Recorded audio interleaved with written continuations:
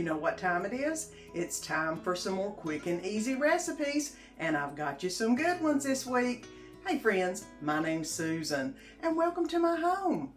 Today I've got you 4 quick and easy recipes your family's gonna love, and we sure did. So let me get this ponytail up and let's get to making some quick and easy recipes. Come on, you know it's time. Let's get to cooking. Well, I am ready for some good Mexican food tonight. Polo Loco Mexican chicken and rice with queso. I've made it before. I love it. It is almost a dump and go, guys. It's so simple and so good. I've got some chicken.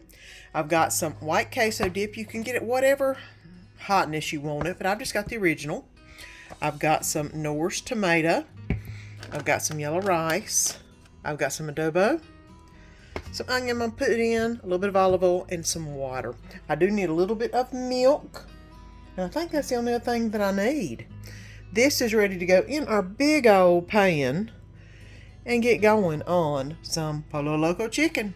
Let's get to cooking, guys. And I've let this oil heat up just a little bit. I'm going to go ahead and add in my chicken. Some of it is completely defrosted. Some of it's a little bit not defrosted, but it'll all be fine. I'm going to go ahead and let this brown up for just a minute or so. And now the chicken is cooked just a little bit. I'm going to go ahead, I've already flipped it. I'm going to go ahead and add some onion in because y'all know I love onion. And this is about the time you need to add it in. I am just putting a small amount. If you want onion in it, you can. If you don't have to. The recipe does not call for it. But I do like some onion in just about everything. Y'all know that. I'm going to go ahead and let this cook up just a little bit longer until the chicken starts browning up. And then we'll add the rest of it. It says to cook this up until the chicken gets brown, but it's not going to matter if it's brown or not because we're basically going to be boiling this. So I'm going to go ahead and add in the 1 packet of the yellow rice. Whichever corporation you want, it's the yellow rice. It comes in the packet. It's a good one. I'm going to go ahead and get this stirred around. It's got a lot of the seasoning in it already, which makes it amazing. Now to that rice, you are also going to add, it calls for a teaspoon of adobo. I'm just going to sprinkle around the corner. You know how I do, sprinkle around the circumference of it because I love me some adobo. And I'm also going to add in some of this tomato bouillon. It says 1 cube, 1 teaspoon. It's all about the same. Oh, and the smells that are coming out of that are just amazing right now, guys. It's time to add in the water. Look at that. Now I'm going to put this on a medium and I'm going to cover it up and let it cook for probably about 20 minutes, I do believe. So let me go ahead and put the lid on this baby, put it on a medium, and let it cook for 20, and I'll bring you back whenever I add the last little bit to it. And this is cooked for the allotted 20 minutes. I don't know if you can see how the rice is looking so nice. And we're going to be putting some queso in this. It calls for 3 ounces. This container is, I don't know if you can see it, 16 ounces. So you should only put about 1/4 of this in here, which is kind of what I'm going to do. I'm going to put until I feel like it's going to be good and cheesy. I have put a whole thing of these before, one of those in before, and it was a little too cheesy. And I can't believe I'm saying that because y'all know I love me some cheese. But this right here is what is going to make it so good. It does call for 2 tablespoons of milk to go in this. There we go. And I'm going to stir this around. All that does is just basically loosen it up to where the cheese will help melt and distribute amongst all of the rice. Now this is something I love to make because it is almost a dump and go, and it is so simple and it tastes so good. You don't have to add the onion if you don't like the onion. You can add other spices in here. You can add this. You can use the spicy rice in this, but this doesn't look great on its own, but it tastes amazing. Let's get it in a bowl.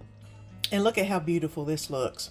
You could add all kinds of cheeses or whatever you want to this, which I may add a little bit of cheese. And I'm going to add just a little bit of cheese to the top. And this is so simple and so good. If you love chicken, rice, and cheese, you have got to try this one. It is perfect. And it is time for another quick supper. I'm not going to make the normal pork schnitzel. I am going to make a Cajun version of pork schnitzel. I've got some breadcrumbs, got a little bit of garlic powder I might put in, some Slap Your Mama, some Zatarain's Creole, all-purpose flour. I've got some of these beautiful boneless pork chops, and I do need some egg. And I think I may need some milk, maybe? Yep, and a splash of milk. But other than that, let's get the dredging stations ready.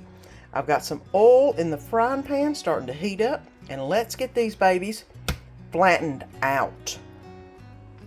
Now I have flattened all three of the pork chops with my meat mallet. I use the flat end instead of the serrated end or whatever that is, to make it just nice and flat. And you want to try to get them as close to a 1/4 inch as you want, or as you can. If you get them too thin, they do seem to tear apart. I found that out the hard way. But this looks really good. And I've already got my dredging station together. I've got some flour, some panko, and some eggs with a little bit of milk in them. I'm going to go ahead and season all three of them with salt and pepper, because you know, salt and pepper is always the best seasoning you can put on them, no matter what. And I do have this garlic powder. I think I'm going to put it in the egg, because it calls for garlic powder, but I've got so much seasoning going on in the Slap Your Mama and the Creole that I don't think I'm going to need that. Now, for the flour mixture, I'm going to go ahead and add a little bit of Creole and a little bit of Creole in the panko breadcrumbs. And here's the kicker, the Slap Your Mama. Go ahead and add some Slap Your Mama. Oh, and it smells so good already in here. And in the panko. Now I'm going to, of course, get those all mixed together. And it's time to do the dredge. Now what it does say is you need to do the flour first, which is fine. Try to get everything coated as best you can, which I do. Then you put it in the egg mixture. And all this is going to do is get it ready for the panko. Now the panko is the crispy stuff. So we're going to go ahead and put it in the panko. Make sure that everything is well coated. It's smelling good. You can always add a little bit more of the Slap Your Mama on top, because you know that's what I'm going to do. But here you go. Look at that. I'm going to go ahead and get the other two done and put them on a plate. And if it takes a minute for the oil to heat up, I'll put them in the fridge and let them get cool, because that'll make them sizzle even more. So I'll bring you back when I've got them in the frying pan. And I have got the attention of a little man right here. Let me see how the frying pan is. It feels kind of hot. Not as hot as I would have liked it, but it's getting there. I'm going to go ahead and put the pork chops in, because I don't want them to splatter and spurt. And see if I can't get it to come on up to temp pretty quick, so we can get these things frying up. Are you enjoying yourself? If you are, then go ahead and press that little subscribe button down below and subscribe, and press that little bell, because you don't want to miss any of the upcoming good food and fun. And this is what it's looking like. I've just had it cooking on kind of medium for a little while, and look how brown that is. I'm going to go ahead and flip these pork chops. I hope I'm not in y'all's way to see it. Being as gingerly as I can. That way I don't disturb any of the coating mix, because that's what's going to make them so good. I could put a little extra Slap Your Mama on there. Just a little bit, just to get it going. Because y'all know I love some flavor on my pork chops and love some flavor on my food. But this is ready to fry just a little bit longer.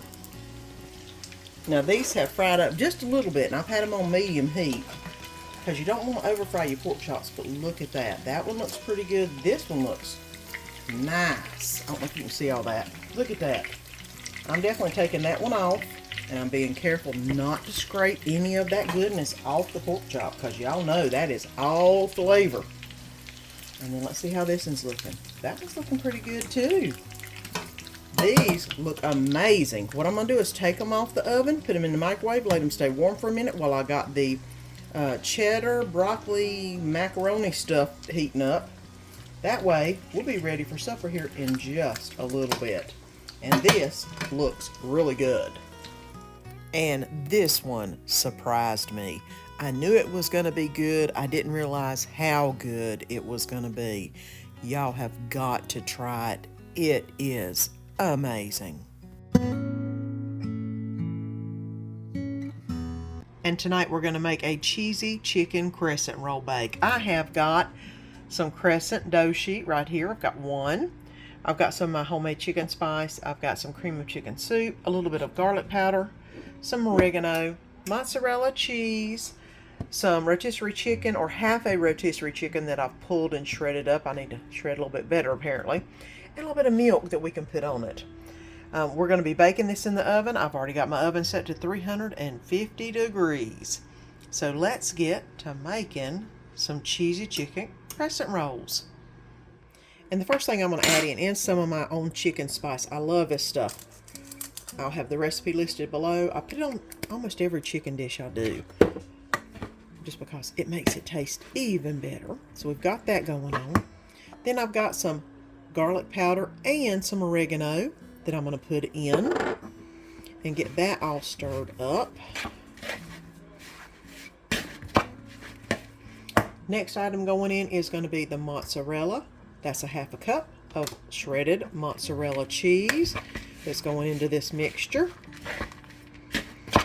Now we've got all that. The next item is going to be the cream of chicken soup. There you go. Get that out of there.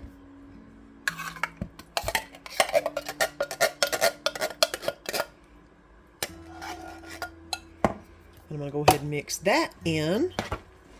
And we've got one more thing to add in, and then we'll be ready to stuff some crescent rolls. I'm going to add in about 10 ounces of milk, which it says to use the can, which is 10.5 ounces. So I'm going to go ahead and fill up the can with some just regular old 2% milk, and then put it in here. And now mix that up. That looks like too much milk, but it says that's exactly what it said to put in there. 10 ounces of milk. Okay, we'll go ahead and let this stir up and see how it does. I may have to drain a little bit of the milk off. It looks like that's a little too much, but that's what the recipe said. And it does sound amazingly good, so we will see. Let me go ahead and let this set and absorb the milk just a minute, and then we'll get the crescent rolls put together. Well, we've got a couple variations going on this recipe. I realized whenever I said it looks awful runny, the milk was supposed to go in on top with the cream of chicken soup. So I've got it into the mixture. So what I'm going to do is try to drain out some of the meat, put it in this, and then put that on top. So we're going to see how this one turns out. That's what happens when you aren't reading the recipe and you're just trying to skim through it. I'm going to go ahead and put it, set about 1/3 of a cup of the mixture in each one, which looks like a whole lot. I'm not sure if I want to do 1/3 of a cup. I'm going to definitely do a spoonful, and then you're going to put it in the larger piece and then roll it up like that. And then I'm going to put it in the pan. I have the crescent roll sheet, which I didn't realize was not cut. So I cut it for 6 pieces, not thinking that most crescent roll sheets are done for about 8. So we're going to be having a variation going on in this, and I probably do not need as big of a container as I have. I may wind up switching that off into something else too. But let me go ahead and put the 1/3 of a cup in each one, or there as of, and then I'll bring you back whenever I try to put all this together. And I've gone ahead and wrapped up all 6 of the crescent rolls. I do have quite a bit of the mixture left, which is going to go on top of the crescent rolls. Like I said, I oopsed and didn't quite do it correctly. But you know what? Sometimes a great recipe comes out of an oops. So we will see if that is the case with this. I'll go ahead and put that on top. Hope you could see that I have my arm in the way. And I'm actually going to put a little bit more mozzarella on top too, just to give it a little bit of cheesy pull on the top. Now this is going into the oven to cook 350. I believe it was 20 minutes. No, 30 to 40 minutes. It doesn't say it needs to be covered. This should go into the oven at 350-degree oven for 30 to 40 minutes. I'm going to put it in for 30 and see what it looks like. Because you know, this is not the recipe now. It's Susan's recipe, but that's okay. Because I guarantee this is going to be good. I'll bring you back when I get it out. And here's what it looked like after I got it out of the oven. I did leave it in for 40 minutes. You know, like I said, a mishap doesn't always mean it's going to ruin the recipe. And this looks really good. And oh my gosh, guys, it smelled amazing. The whole house smelled like a big warm hug. So let's get this on the plate. This was good.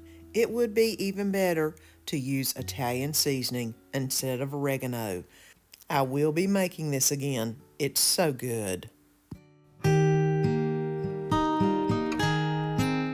And tonight we're going to be making some French onion beef and pasta. I've got 8 ounces of elbow macaroni I'm going to be using. I've got some tomato paste. I've got a packet of French onion soup, some minced garlic. I've got some Parmesan cheese, some salt, some pepper. And of course I've already got the noodles boiled up. And I've got some hamburger in the pan that I've already browned. So let's get everything put together for the French onion beef and pasta. And I have got the hamburger nice and browned, and I'm going to go ahead and add in the garlic. It did not say to drain the grease, so I'm not going to do that. I'm going to go ahead and just add the garlic in and let this brown up for about 1 minute is what it's saying. So we'll let that get going. So now I'm going to go ahead and add in. Now the garlic has been getting up to temp. The packet of onion soup mix is going in. A cup of the reserve pasta water is also going in. And some tomato paste is going in. And I'm going to go ahead and get that stirred around. And let that simmer up. And then we'll finish up the recipe. And I'm going to go ahead and let this come to a boil. And then I'm going to reduce it down to a simmer. And let it simmer for about 10 minutes once it comes up to a boil, which won't take long. And let's go ahead and get the pasta folded in. We've got quite a bit of pasta. And I want all of this wonderful juice and flavor to go into the pasta. I'm going to go ahead and mix all this together and let all these flavors meld together. This was 8 ounces of pasta that I cooked up. It didn't say 8 ounces after cooked, it said 8 ounces before. So I'm going to go ahead and let all this get flavored up. Now it does say to add in some peas, which you could add whatever vegetable you want. I do not have frozen peas. I do have, of course, canned peas, and I do love them. So that's not a problem. I'm probably going to add about half a can of peas into this, and then let this get mixed in between. I may add the whole can. It looks like it could do with the whole can without any problem.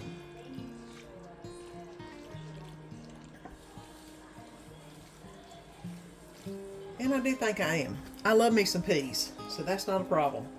Danny doesn't like peas. I do.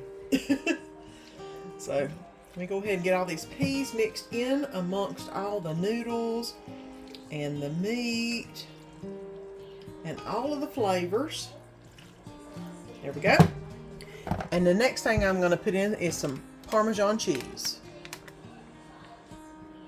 And I'm going to go ahead and add 1/4 cup of Parmesan cheese into the mix. And of course, stir those all together. There we go. And I'm gonna let the Parmesan cheese melt. I think I've got everything nicely stirred together to where everything should have a great flavor. Of course, I'm gonna taste it, make sure it tastes good whenever I get it out. And I'll let you know what I think. New recipe to us, but you know, I'm all about easy, quick recipes, and this is definitely one of them. So let me let this set here while it's warm and melt the cheese, and I'll bring you back in just a minute. And here's what it looks like after it's rested just a little bit. And I've already tasted some. This is my kind of food profile. I love this. Let's get it in a bowl. This recipe is truly a crowd-pleasing recipe.